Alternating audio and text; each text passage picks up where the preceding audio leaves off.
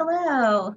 Today we are going to be talking about cognitive behavioral therapy, or CBT, as I'm going to refer to it for most of the rest of the video.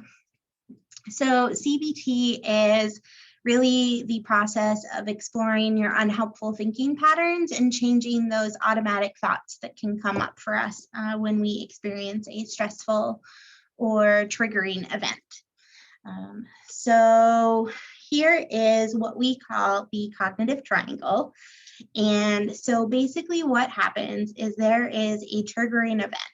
And I'm going to give you an example on the next slide so that you can kind of see this in a real life example, but this is kind of the process of cognitive behavioral therapy. So you have a triggering event, so some kind of stressful event, negative interaction, or just an event. It doesn't really have to be a stressful event, I suppose. And then that triggers kind of this automatic thought for you. And for most people, that tends to be an unhelpful thought, a negative thought. And then the thought creates feelings and influences how we feel. So if you have a negative thought, the feelings that follow are most likely going to be negative as well. And then our feelings kind of dictate and shape how we behave, right? So if we are feeling negatively, our behaviors tend to mimic that. And then what we've seen is that a lot of times those behaviors and those feelings tend to kind of reinforce that initial thought that we had. So you kind of get stuck in this never-ending negative triangle of thoughts and behaviors. And so cognitive behavioral therapy, after going through lots of research and evidence-based, stuff, has really become the forefront for targeting these really unhelpful thoughts. And it's used for anxiety, depression, and really helps you start to reframe that initial thought with the hope of improving your feelings and changing your behaviors. So I know that is super confusing. There is a lot of information about cognitive behavioral therapy that I just won't get into. We just don't have time. But hopefully this will be a nice little brief introduction for you guys. And if you have further thoughts, talk to your therapist and kind of get into that a little bit more. So let's look at a real world example. So a triggering event for you. So let's say a friend says that they are unable to hang out with you. So you say, hey, you want to go to the movies with me Friday? And they say, nope, I can't. And so maybe that initial thought that you have is, they don't want to hang out. No one likes me. And so thinking of how one feels when they feel like no one likes them, they may feel sad. They may feel lonely. Maybe they feel really angry. And then when someone is feeling sad or lonely or angry, sometimes they will isolate. They withdraw, right? They kind of pull away from all of those social supports and social interactions that they're having. And so if they're getting that decreased social interaction, kind of reinforces that no one likes them because now they're not hanging out with anyone, right? And while that process is distorted, it's skewed, you can see how that kind of reinforces everything and continues on in that cycle, right?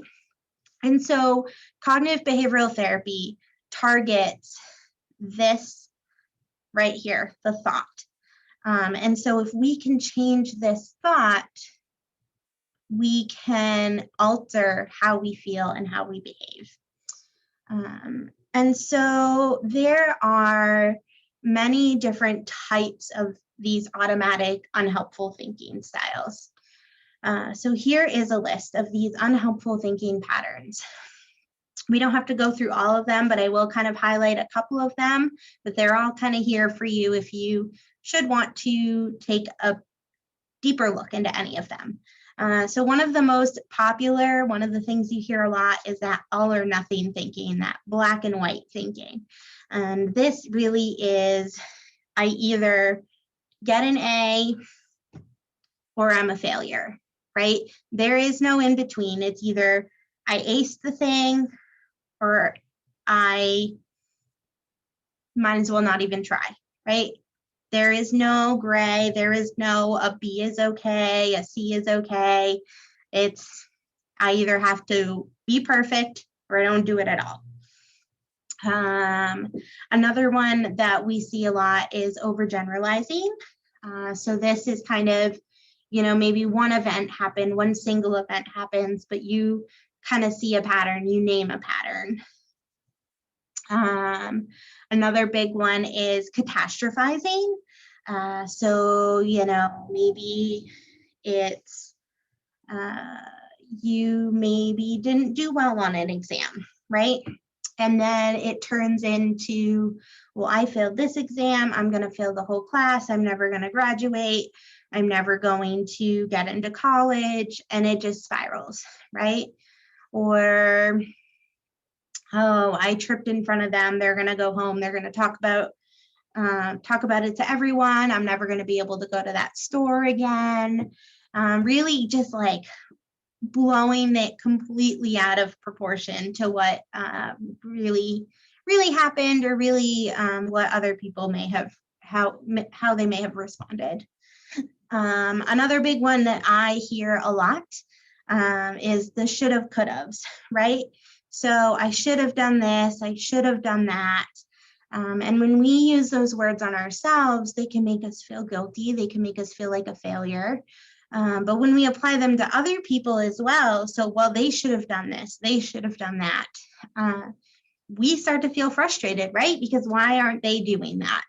And so replacing should haves and could haves can really be helpful in changing how you react and how you feel about things.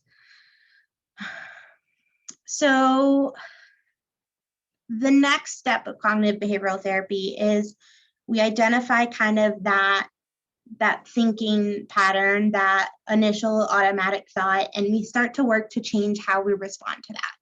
And so asking yourself the following questions: is there evidence to support my thoughts? So what is there that makes this thought true? And then, is there evidence that challenges that thought that maybe I didn't consider, maybe that I just flat out ignored, right? Because there's always going to be evidence on both sides. I'm sure you can probably come up with something. Am I basing this thought on facts or on feelings, right? So am I looking at my emotional side to this, or am I actually looking at the facts and basing that thought on the facts? Is this thought black and white, or is it more complicated? And then, could I be making any assumptions or misinterpreting the evidence, right? So if we make assumptions about other people, if we misread something or kind of misinterpret something in our brain, that could change how we respond and how we feel about things. So let's go to our example again to kind of tease through that. And so what is the unhelpful thinking patterns that may be here? So remember, our unhelpful thinking pattern was no one likes me. That was our thought. So when looking at these thinking patterns, what could it be? I personally see overgeneralizing, right? So this one friend said they couldn't hang out, but as far as I know, there was never another event like this, right? But I've kind of said, well, no one likes me because of this one single event. I think there could also be a little bit of that jumping to conclusions, right? So imagining you know what someone is thinking. So maybe instead of no one likes me, my friend doesn't like me, right? That's probably not true. It could be that they're busy, right? It could be that they had work to do, or that maybe they're not feeling well. And so those are some of those unhelpful thinking patterns in regards to this example. So how could we use cognitive behavioral therapy to kind of walk through this and change our thinking pattern, right? So is there evidence that supports this thought? No one likes me. Well, this friend says they can't hang out.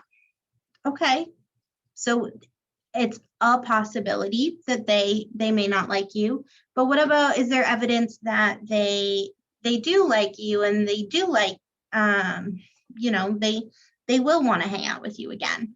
Like I was saying earlier, it's maybe they have to work, maybe they're not feeling well, maybe something's going on for them that they're not telling you. Is there a possibility that I'm misinterpreting the situation? Yeah, could be. And so if we change this thought to, I'm kind of sad my friend can't hang out, but they must have something going on for them, right? How might that change how we feel? We still might be a little sad, right? But we also be like, I wonder if there's another friend who could hang out with me. Or what could I do by myself tonight, right? Get some alone time, which can always be nice. And then if you change those feelings, your behaviors might change. So maybe you end up going to the movies anyway, right? Maybe you buy a new book and you read Friday night. And so you're not isolating. And then you say, you know, hey, you couldn't hang out this Friday. Is there a time next week that you'd want to hang out? And that response could be different. And so we're not getting stuck in that kind of negative cycle. And again, CBT is complicated. There's a lot to it. I'm not expecting you guys to leave here as experts, but I definitely wanted to give you kind of this brief overview. And so here are some things to remember. So you are not your thoughts. Number 2, CBT was developed to help you challenge those unhelpful and negative thoughts. And then number 3, when you begin to challenge your thoughts, you start the process of changing how you can respond to stressful events. Hope this is helpful, and hope to see you guys soon. Thanks.